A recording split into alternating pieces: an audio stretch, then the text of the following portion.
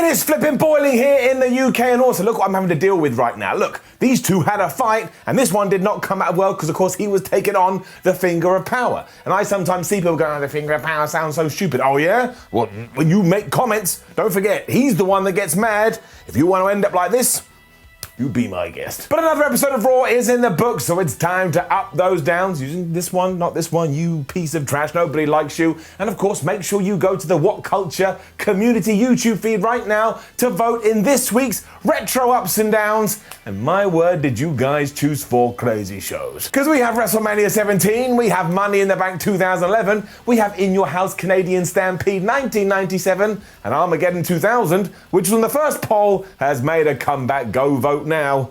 But in terms of this very second, let's up those Raw downs. It's crazy.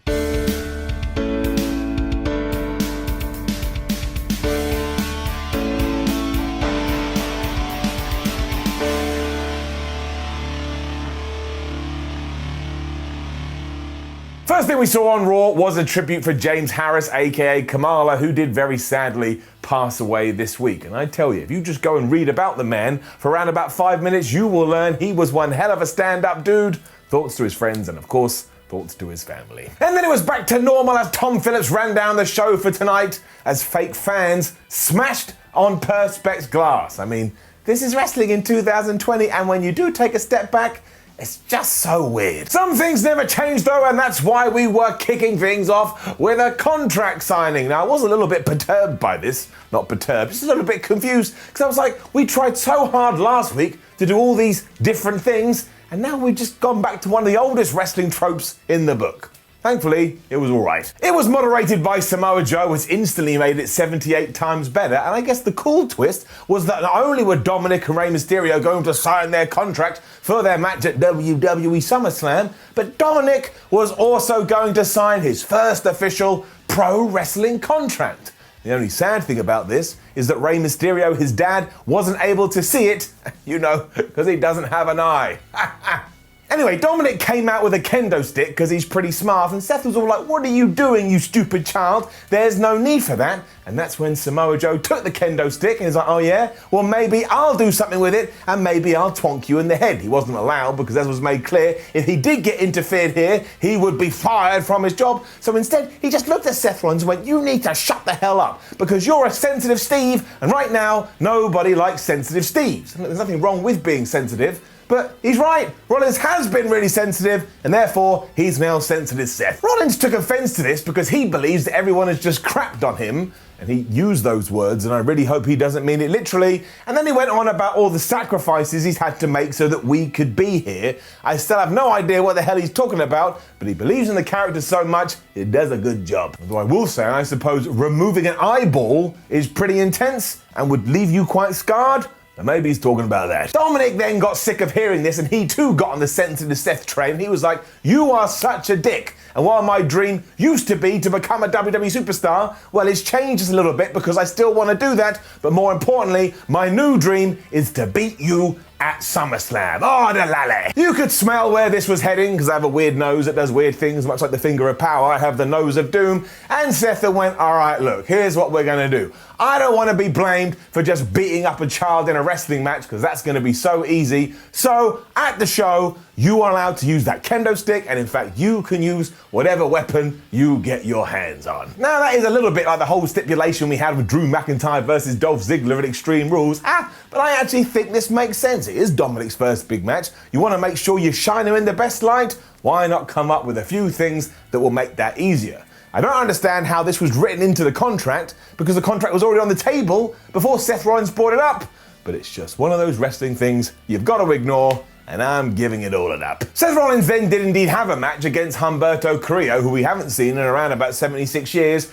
And what an absolute geek and nerd he is. Like, he may as well just come out with a big sign over his neck that says, I'm going to lose, because of course, he always loses. This felt like a waste of time. Poor Humberto Chumberto down. I mean, I don't even think this went 3 minutes. Murphy was trying to get involved, so Dominik went and smacked him with the kendo stick, so that was a distraction for the referee, although he was kind of in control anyway. And that allowed Rollins to take control. He gave Humberto Chumberto the curb stomp, 1, 2, 3, and that was that. I don't really understand what the point of any of this was. However, I do believe this was booked because WWE needed a way to get to the fallout of this.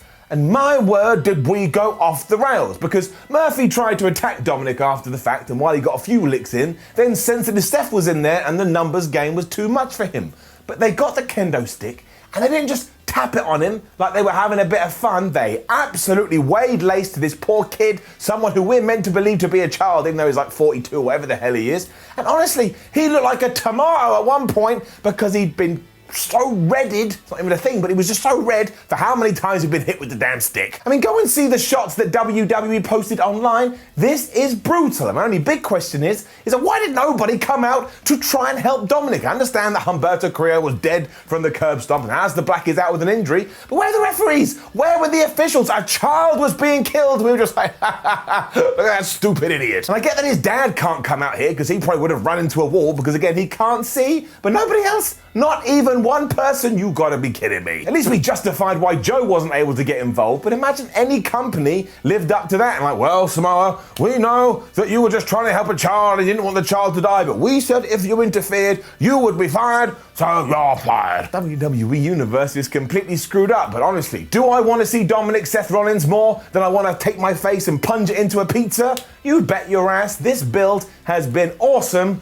and Seth Rollins is a proper crazy person. It's scary enough. Seth at one point did scream into the camera, "Are you watching at home, Ray?" Which again was another needless dig. Seth, you know he can't see. Zelina Vega was then on hand to tell us that she didn't poison Montez Ford last week. That is actually a sentence we heard on Monday Night Raw. And her big point, her justification was, why would I poison him? That would jeopardize my tag team type opportunity for Andrade and Angel Garza. And I was like, Zelina Vega, has nothing to do with that. If you poison a man, you will 99% of the time be sent to jail and imprisoned. This led into Angelo Dawkins versus Andrade. And why can't we just have clean finish? Just one, I would take. Just one. Well, we do get one later, but that's not the point. And some people don't care about this, and they say they're entertained regardless. And as I always say, that's good, because you tune into professional wrestling to be entertained. So if you walk away feeling entertained, you've ticked the boxes. My problem with it is now, every time I watch a WWE bout, I'm go,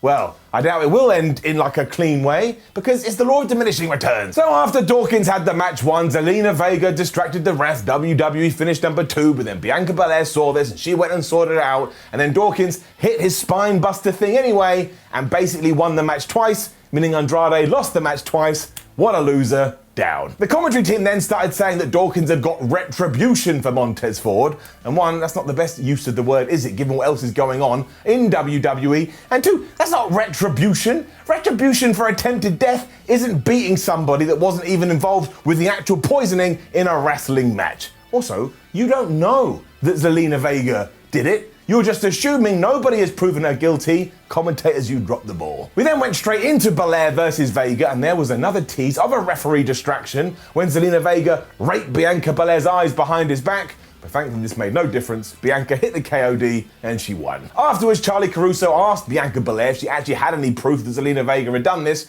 And she just went, well, it's obvious, isn't it? And then Dawkins let us know that Montez Ford will be at SummerSlam. Nobody is able to recover from a poisoning in 3 weeks, but that is just the magic of WWE. The other shame here is that WWE did this great angle over the weekend when Zelina Vega got attacked during her live stream on Twitch by Bianca, and I think we should have highlighted that here. It was something different, it was something fresh, it was something original, but I'm not sure, unless I missed it, but I don't think anyone even made a peep. Thought that was quite disappointing. The VIP lounge was next, and you know the deal. MVP is money, and MVP gets an up. He played the heel card right away by saying the only reason he lost last week was because of all the technical difficulties with the lights, and if it wasn't for that, he would still be stood here as the man, but there's a conspiracy against him and the Hurt Business, and they don't like it. Soon Apollo Crews interrupted, and MVP straight away was like, look, you keep making terrible decisions. You should have joined me, and now you've made another bad choice by coming out here alone. And Apollo looked at him and responded without even taking a second and went, well, yeah, I'm allowed to make bad choices because I'm a bad man. Now that sounds crap when I said, but he delivered it with so much gusto, I was like, yeah, Apollo, you are a bad man, you go flub him up. Followed up by saying that he couldn't give two hoots about Shelton Benjamin and Bobby Lashley and he only cares about MVP, and even though those two goons then went to get him, Apollo was too quick and he was able to smash MVP right in the face. It was just good simple stuff this, and I liked it. but I did not like what followed because it was another stupid match. Down. Cruz was at least booked to be somewhat of a smart babyface, because after Bobby Lashley had just grabbed his foot on the outside, he turned around and he just booted him right in the skull. But the referee saw this, and did he disqualify anybody? No. Was the match thrown out? No. Then why over the last few weeks have other officials been cancelling bouts when two people not even involved in the match started having a fight? You see, I knew it would come back to bite us all in the bum. It got even worse then because Shelton used this distraction to hit the most devastating move in all of sports entertainment, the surprise roll-up, meaning that he combined WWE Finish 1 and WWE Finish 2 to pin the United States champion with a flipping roll-up. Bring down the counter, because that is 60. 60, and it only started in March. And also, I'm not saying the word distraction anymore. From now on, when we have to talk about distractions, I'm doing this. That's right, I'm just gonna hold up a sign. Never saying it again. This is the sign from now on. Lashley was then gonna full Nelson him because he's a big, strong guy, and MVP was like, no, don't do that. I need him in 100% for SummerSlam, because last time he didn't turn up, but of course that was a ruse. He went to clog Apollo Crews. Thankfully, Apollo again looked a little bit smart. He was able to get the last laugh, and he ran away. But still, surely all of this means that Shelton Benjamin should now be added into that bout. You know, it should be a triple threat match, because he just beat the champion. You tell me. I'm also starting to worry about the group known as Retribution. Like, I've given them the benefit of the doubt, but after Tom Phillips told us that they had some footage of these guys, we cut to one of the offices in the Performance Center, and they picked up a cinder block and they just threw it through the glass. Then when a security guard went out to them and said, look, would you guys just calm down and go home? They turned around and said, haha, no, you go home. And that is the equivalent of when you're in school and somebody insults you and you go, well, I know you are, but what am I? It's stupid, and it just means you don't have a better retort. And I know I've joked about this before, but seriously, you're gonna have to have him kill a guy. You're gonna have to have him kill a guy, because this needs to escalate to such a degree, I'm actually intimidated by them. They don't even go in the arena half the time. They're just doing things outside. Like assholes. I mean, flipping Selena Vega is out here poisoning people, allegedly, and all they're doing is breaking windows. And I have more to say about this later, because it definitely gets worse. Mickie James was then back. This is good, but she does seem to be about to start a feud with Lana and Natalya, so we'll have to keep an eye on it. But Mickie was like saying, oh, I'm so happy that I've returned, and I'm gonna go after the gold, and I want to be a leader for the locker room. And of course, that's why Natty was here. She took umbrage to this and said, hey, don't forget, I have more wins in the women's division in WWE history than anyone. But then Lana made a much better point. She was like, yeah, how can you lead the locker room? You don't even have a TikTok account. I actually thought that was quite funny. James then made a dig at Natalya that the only reason she got to where she has got to is because of her family, but you and I know it's because of her relationship with the cat people, and she walked off as Lana and Natalya simultaneously went rude. I don't know what to make of these two, but they were dressed the same. I admire their dedication to the cause. We shall see. And when I then saw that it was going to be the Viking Raiders teaming up with Cedric Alexander versus Ricochet, taking on Tozawa and the Ninjas, the bald idiot that I am, I thought, oh, this may be quite fun. It's probably going to be our joyful match for the evening where you can just sit back and have a good time. You're not allowed these things down. Over in around about a minute, these ninjas are certainly no members of the Foot Clan. Cheddar wouldn't be happy at all, and the Viking Raiders hit the Viking Experience, and that was it, 1, 2, 3. Then one of these ninjas on the outside that had refused to do anything revealed himself to be R-Truth. He rolled up to Tozawa, 1, 2, 3. He is now your 24/7 champion. Look, I love R-Truth. I think he is one entertaining son of a gun, but I swear, this story and this gimmick has been going on for about a year. We've got to do something different. And then thank the world for Drew McIntyre. Up. He was just doing a backstage promo here, but was saying the reason that Randy Orton tries to hold everybody down is that because he knows if he loosens this grip on the torch that he stole from Mick Foley all those years ago, he will be irrelevant and he will disappear into the night. Caruso then asked the dumbest question when she said, well, what if Kevin Owens manages to get this torch this evening? One, that made it sound like Randy Orton has never lost a match before, which he has. And two, it just makes no sense to begin with. It's a metaphorical thing. Anyway, Drew McIntyre said, well, he'd sort that out too. Drew is just a great WWE champion. There's no two ways about it. You've then got to be kidding me. I swear WWE are just out to troll me sometimes, because what are they actually going to do when they have a story that needs a finish? Down. Because it was Peyton Royce versus Liv Morgan, and Peyton Royce was able to win after she hit that spinning brainbuster thing she did, and she won. Then the commentators are all like, oh no, Riot Squad not back together again. Then it was time for Raw Underground, and I can't tell you a lie, so I won't. I have been intrigued about this all week. I think they do have something here. They just need to build upon it. And I actually quite dug what happened this week. I was around getting it up. Here it was just Riddick Moss knocking out some fool after a pretty decent brawl as Shane McMahon jumped around going, there's no rules, there's no rules.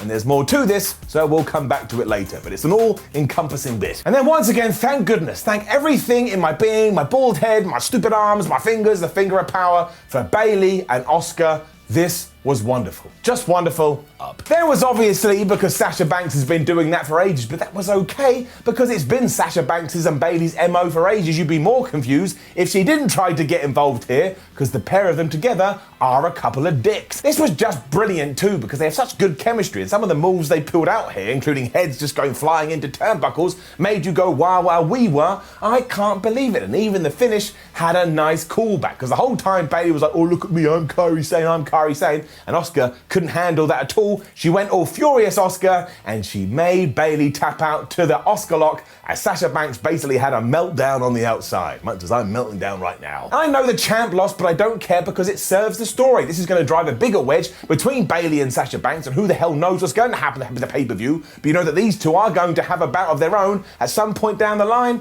It gets a round of applause. It's just so good, and if you need to watch this, go and watch it. That's what I said need. I didn't even get the sentence structure right, just go and do it. More Raw Underground Madness next, and already mentioned this all turns in. We had some guy called, I think, Arturo Ruiz, absolutely wrecked some fool, and he looked pretty good. And Dabba Kato was back doing the same. For some reason, WWE decided to do a dick spot here because he just grabbed this man's penis and grounded it around for a little bit, and I could do with less of that, but again, I kind of like the look and feel. That was a terrible choice of words, but this got even better when Shayna Baszler turned up and was like, oh yeah, Dabba Kato, well if you want to go, I'll take you down right now, and if she did face him, she would win, even though he's like 90 feet tall. Now, this is where Shane McMahon went, oh no, that can't happen. And that pissed me off, because like, Shano, you told me there's no rules, and now you're introducing rules, but because nobody wanted to fight Baszler, she just went out into the crowd, and she beat everybody up. And that was it for this week, and while it will be fine just doing this for a week or so, you've got to make sure you inject some story into this. For example, what the hell happened to the Hurt Business? They didn't come down here at all. But the concept is okay, you just need something else. And also, don't do the 72,000 camera cuts. And if one of your strikes doesn't look that good, like that one kick that missed by a mile, you gotta re-record it. The whole idea here is to make it super believable. But I think this could be the start of something, and you're all free to call me a moron in, I don't know, like a month when it's just dead. Let's also keep a document on these rules though, because it's important as we do go on. So week 1, it was there were no rules, and then week 2, it was there were no rules, but women can't fight men. Now we know. Then a cameraman found Retribution and they were kicking an overturned car. I mean, what was this? What are they gonna do next? Do knockout ginger when you ring someone's doorbell and run off? You're gonna go cow tipping? They honestly are being presented like they're a bunch of angry youths. I didn't want to do this, but down. The worst bit, as I teased earlier, is that on the same show you have poisoning, Seth Rollins basically killing a kid, and Randy Orton, as we're about to talk about, killing an old man. And that is far more intense and flubbed up than just going, ha ha ha, green doctor over a car. Who even cares? I mean, look at this. Did that scare you? No, it did not. However, with that in mind, who even cares? Because we then did have this closing segment, and it was just flipping brilliant, and it's everything I want professional wrestling to be. It doesn't just get an up, oh that's right, it gets a golden up. Now it is a shame that Kevin Owens had to be used as a punching bag here, but as I've said time and time again, sometimes needs must, and right now we're trying to turn Randy Orton into the most devastating #1 contender of all time, and if that means he has to beat people like KO up, then that's what you have to do. Just make sure you've got plans for Owens down the line, because of course he's excellent as well. This really was a mugging too. I mean, Kev got chucked into the perspex, Kev got chucked into a table. At one point, Kev had been beaten up so long, he wasn't able to answer the count, meaning Randy Orton had to break it, so he kind of won twice, like Angelo Dawkins did earlier. It was not a good night for Kevin Owens, especially when he went for the stunner, but he got RKO'd into the mat instead. 1, 2, 3, he lost. And the really cool thing here was, the reason the RKO man knew this was coming is because Ric Flair had shouted, Randy, watch out! This is all gonna die in. Because as soon as they were done, Orton called Ric Flair into the ring and he just started to lay into him. He's like, what is wrong with you? What is your problem? Why are you making matches with me against Kevin Owens? It's because your ego is out of control and your ego is running wild. That's why you're sat next to me right now, why you stand next to me. Every time I come to the ring, you want to steal and bask in my spotlight. It's now slowly starting to get in the way of what Randy Orton is trying to do, and for the Viper, this is a problem. Uh-oh. Then, though, flip ignore the response from the Nature Boy. I mean, it was believable, it was realistic, it was emotional, it was sad, it was happy, it was all the things under the sun. At one point, he even said, when he almost died a couple of years ago, which is true, all he wanted to do when he came out of his coma was ring the people he loved and tell them, who's cutting onions? And Randy is on that list too. That's why he wants to be in his corner. That's why he wants to cheer him on. That's why he wants him to go on to break Ric Flair's own World Championship record and continue to achieve until there's nothing left to do. This seemed to strike a chord with Orton because he hugged Ric Flair, but you just knew what was going to happen. And man, did it kick you in the teeth when it did. Or if you're Ric Flair, it kicked you in the head, but we're going to talk about it.